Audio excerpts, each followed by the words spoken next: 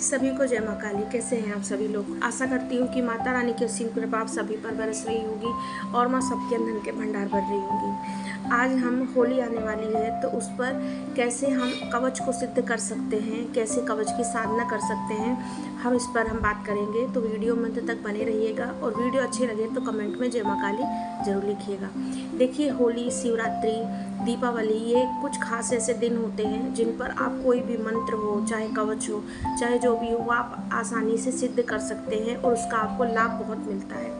तो आप जो है चाहें तो इस पे गुरु मंत्र भी आप सिद्ध कर सकते हैं। तो आप चाहें तो कवच, इस होली पे आप कवच की साधना कर सकते हैं। कवच आप भैरव कवच कर सकते हैं, आप हनुमान जी का कवच कर सकते हैं, आप देवी कवच भी कर सकते हैं। तो अगर आप भैरव कवच करना चाहते हैं अपनी सुरक्षा के लिए तो आप किस तरह करेंगे वो मैं आपको आज बताती हूँ। ठीक है, देखिए, आपको ये जो साधना है ये होली के 2 दिन पहले, मतलब एक दिन जिस दिन होली जलती है, दूसरे दिन जिस दिन होली मनाई जाती है और होली जलने के एक दिन पहले से शुरू करनी है। ये 3 दिन की साधना होगी। इसमें आपको 3 दिन जो है वो भैरव कवच की साधना करनी पड़ेगी। उसके लिए आपको करना क्या पड़ेगा कि उसके लिए आपको चौकी लगानी होगी। चौकी लगा के आप, अगर आपके पास भैरव जी की कोई तस्वीर हो, बटुक भैरव की, आप उनकी भी रख सकते हैं। अगर आपके पास भैरव जी की कोई तस्वीर नहीं हो तो आप क्या करिए, एक सुपारी लीजिए। उस सुपारी को भैरव जी को मानकर आप किसी भी छोटी सी स्थान पर, कटोरी में, किसी बर्तन में आप चावल के ऊपर उसको सीधा रख के आप उसको भैरव मानकर आप पूजा कर सकते हैं। या आप माँ काली को रख दीजिए और माँ काली के पास ही आप भैरव जी के स्वरूप को भी मानकर पूजा कर सकते हैं। या आपके पास वो भी नहीं है तो आप शिव जी को रख सकते हैं चौकी पर। शिव जी को आप भैरव जी को मानकर पूजा कर सकते हैं। आपको कलश रखना पड़ेगा 3 दिन के लिए। ठीक है, आपको दीपक सरसों के तेल का जलाना होगा। सरसों के तेल के दीपक में आप कुछ दाने पीली सरसों डालिए, 2 लौंग डालिए आप उसमें और 2 काली मिर्च डालकर आप सरसों के तेल का दीपक भैरव जी के लिए सुबह शाम दोनों टाइम लगाएंगे।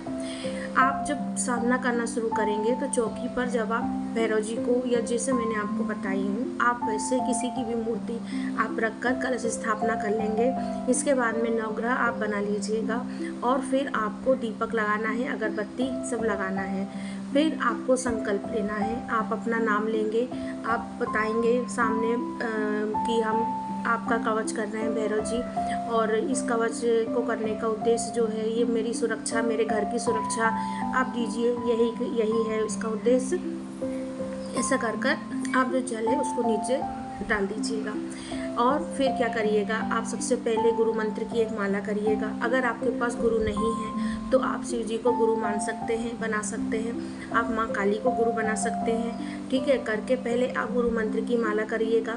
इसके बाद में आप माँ काली का नाम जाप करिएगा थोड़ा। इसके बाद में आप भैरव जी का कवच करिएगा। ये कवच आपको 108 बार करना है, एक दिन में 108 बार करना है। ठीक है, इस तरह से आप करके भैरव कवच करके फिर ओम भैरवाय नमः, ओम बटुक भैरवाय नमः करके आपको हर दिन कुछ 108 या 21 जितना भी हो आपको हवन करना है। ऐसी यह साधना आपको कंटिन्यू 3 डे, मतलब कि 3 दिन करना है। लास्ट दिन जो है आप जो है उनको भैरव जी जो उनको जनेऊ चढ़ा करके, प्रसाद चढ़ा करके, उनको आप लड्डू का प्रसाद भी चढ़ा सकते हैं, जो आप में सामर्थ्य हो। आप ऐसा प्रसाद आपको तीनों दिन चढ़ाना है। मेन जो है वो आपका भाव सच्चा होना चाहिए। आपको साधना करते समय बिल्कुल भी मन में शंका नहीं लानी है कि मेरा कार्य वो भैरव जी पूरा नहीं करेंगे या मुझे सुरक्षा प्रदान नहीं करेंगे। आप ये 3 दिन के भैरव साधना करेंगे, लास्ट दिन होली के दिन आपकी साधना पूर्ण हो जाएगी और इस ऐसे आपका ये जो भैरव कवच है ये आपको बहुत सुरक्षा प्रदान करेगा।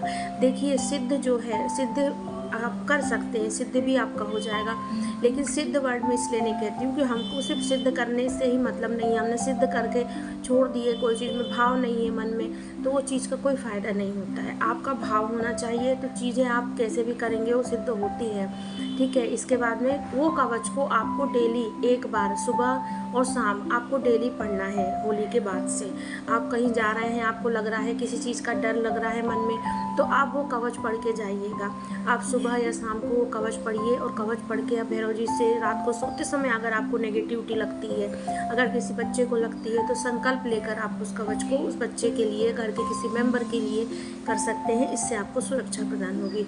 तो इस तरह आप भैरव कवच कर सकते हैं। आपको सुरक्षा घेरा बना करके करना है, जैसे आप हर साधना में करते हैं। मैं आशा करती हूँ कि छोटी सी जानकारी आपके बहुत काम आएगी। अगर आपको अच्छी लगी हो तो कमेंट में जय मां काली जरूर लिखिएगा। जय मां काली।